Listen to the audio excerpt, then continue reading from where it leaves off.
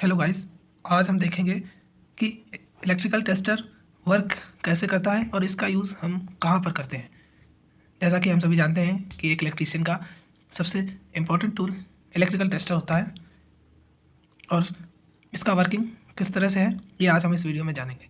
जैसा कि हम जानते हैं कि कि इलेक्ट्रिकल टेस्टर का यूज़ हम किसी भी सर्किट में फेज़ को चेक करने के लिए करते हैं कि उस सर्किट में फेज़ आ रहा है या नहीं आ रहा है। तो हाँ, अगर किसी भी सर्किट में फेज़ आ रहा है तो इसका एक नियॉन बल्ब ग्लो करने लगता है और इसका वर्किंग प्रिंसिपल कैसा है ये आज हम इस वीडियो में जानेंगे कि इसको टच करने पे, फेज़ को टच करने पे हमें करंट क्यों नहीं लगता है। ये बहुत से डाउट हमारे दिमाग में रहते हैं, तो वो सब हम आज इस वीडियो में जानेंगे। सबसे पहले देख लेते हैं एक इलेक्ट्रिकल टेस्टर में क्या क्या इक्विपमेंट्स होते हैं। जैसा कि मैंने इस डायग्राम में दिखाया हुआ है, किसी भी इलेक्ट्रिकल टेस्टर के अंदर एक मेटेलिक रॉड होती है, जैसा कि ये आपको इस टेस्टर में दिख रही होगी, ये मेटेलिक रॉड है। देन उसके बाद उसमें एक मेगा ओम का रजिस्टर लगा होता है। ये रजिस्टर यहाँ पर है, अभी मैं इसको खोल कर दिखाऊंगा। देन इसके बाद इसमें एक नियॉन बल्ब लगा होता है, वो यहाँ पर इसमें प्रेजेंट है। देन इसके बाद एक इसमें मेटेलिक स्प्रिंग होती है जो इस पर यहाँ पर आपको दिख रही होगी इस टेस्टर में। देन इसमें एक मेटेलिक कैप होती है इस स्प्रिंग से कॉन्टैक्ट बनाने के लिए, ये इसमें मेटेलिक कैप है जो आपको दिख रही होगी इस वीडियो में। देन जब कोई भी ह्यूमन इसको टच करता है और उसमें इधर साइड से फेस मेटल रॉड में टच की जाती है तो बॉडी अर्थ के थ्रू ये सर्किट कंप्लीट होता है। देन ये एलईडी ग्लो होती है। देन दूसरा डाउट हमारे माइंड में ये रहता है कि जब हम इसको मेटेलिक पार्ट को टच करते हैं तभी ये एलईडी बल्ब ग्लो क्यों होता है। तो जैसा कि हम जानते हैं किसी भी सर्किट में करंट फ्लो करने के लिए सर्किट का कंप्लीट होना ज़रूरी है। जब तक, जैसा कि अगर मान लीजिए कि ये एसी सप्लाई है और यहाँ पर हमने कोई भी बल्ब कनेक्ट कर दिया, देन ये तब तक ग्लो नहीं होगा जब तक कि इसको एक इस सप्लाई से रिटर्न पाथ नहीं मिलेगा। रिटर्न पाथ हम लोग ग्राउंड के थ्रू भी दे सकते हैं, क्योंकि इसमें एक न्यूट्रल पार्ट ग्राउंड से ऑलरेडी कनेक्ट रहता है, तो ये आपस में कनेक्ट चल जाएगा।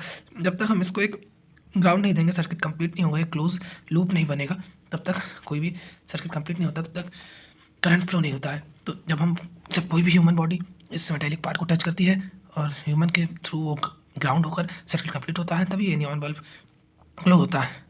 सबसे पहले देख लेते हैं इसमें क्या क्या पार्ट्स होते हैं इस इलेक्ट्रिकल टेस्टर के अंदर, वो हम आपको इसको खोल कर दिखाते हैं।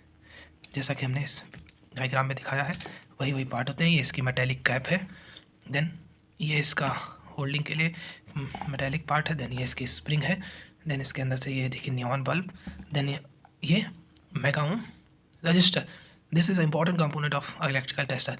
बिना इसके बराबर न लगने पे आपको इलेक्ट्रिक शॉक भी लग सकता है। अब हम आपको ये बताएंगे कि ये इस इलेक्ट्रिक रजिस्टर का क्या यहाँ पे यूज़ है। अगर हम बिना इसको यहाँ पर ह्यूमन बॉडी के थ्रू टच करते हैं तो यहाँ पे 230 की एसी सप्लाई है। जैसा कि हम जानते हैं यहाँ पे 230 की हमारे घरों पर एसी सप्लाई आती है, 230 की सप्लाई आती है, उसके थ्रू हमारे पास जो करंट आएगा वो बहुत ज़्यादा होगा। तो इसके लिए हम यहाँ पर एक मेगा ओम का इस रजिस्टर का जो रेजिस्टेंस होता है, ये रेजिस्टेंस बहुत ज़्यादा होता है। इस रजिस्टर का रेजिस्टेंस ये मान लीजिए 1.5 मेगा ओम से ज़्यादा का होना चाहिए, ज़्यादा का ही होता है।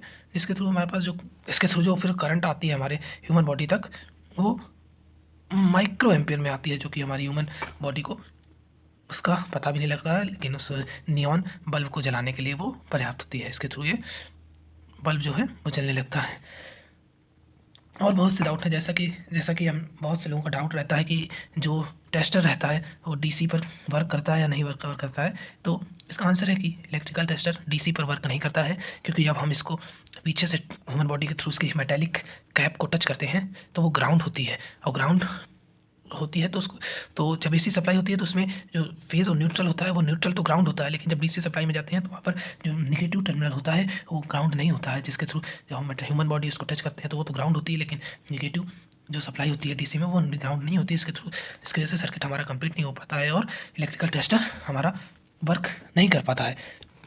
और दूसरी चीज़, बहुत से लोगों का डाउट रहता है कि जो इलेक्ट्रिकल टेस्टर होता है वो क्या अगर हम किसी इंस्टॉलेशन पे लाइक किसी टेबल पे या फिर स्लीपर्स पहनकर उसको टच करेंगे तो क्या वो वर्क नहीं करेगा, तो इसका आंसर है कि वर्क करेगा, क्योंकि इसमें जो नियॉन बल्ब होता है उसको ग्लो करने के लिए बहुत ही माइक्रो करंट की रिक्वायरमेंट होती है, जो हमें ग्राउंड हम किसी इंस्टॉलेशन पर लाइक टेबल या स्लीपर्स पहन कर भी करेंगे तो वो पर्याप्त करंट उसको मिल जाएगा। लेकिन एक फ़र्क रहता है, जब हम ग्राउंड होकर उसको टच करेंगे तो जो नियॉन बल्ब है वो हाईली ग्लो करेगा, मतलब तेज़ ग्लो करेगा, और स्लीपर्स वगैरह टेबल पर अगर करेंगे तो उसकी ग्लो होने की जो कैपेसिटी वो कम हो जाएगी। चलिए हम इस रेजिस्टर को प्रैक्टिकली यूज़ करके दिखाते हैं आपको। हेलो गाइस, देखिए जैसा कि ये हमारे घरों पर ये एक्सटेंशन लगा रहता है, इसमें चेक करते हैं हम कि फेस के साथ ये कैसे वर्क करता है। जैसा कि मैंने देखा,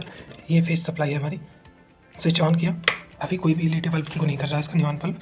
जैसे ही हमने इसको ह्यूमन बॉडी से टच किया, इसका एलईडी बल्ब ग्लो करने लगा। आपको दिख रहा हो शायद, मैं आपको लाइट बंद करके एक बार चेक कराता हूँ। जैसा कि ये देख रहे हैं आप, जैसे ही मैंने इसको टच किया, इसका एलईडी बल्ब ग्लो करने लगा, दिख रहा होगा आप लोगों को।